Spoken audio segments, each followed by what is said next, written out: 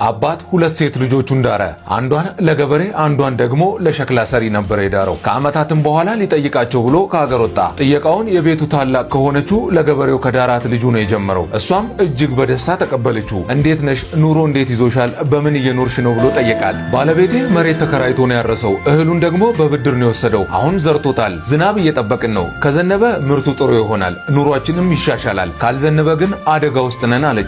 ከዚያም ወደ ሁለተኛ ልጇ አመራ።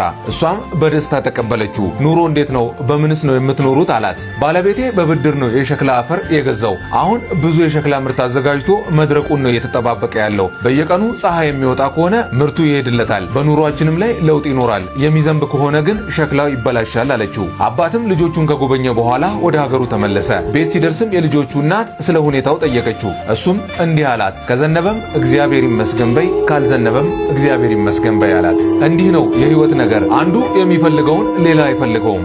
ለአንዱ የሚስማማው ለሌላው አይስማማውም።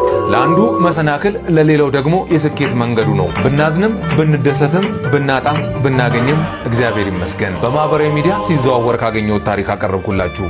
በብልሃት እንኖር።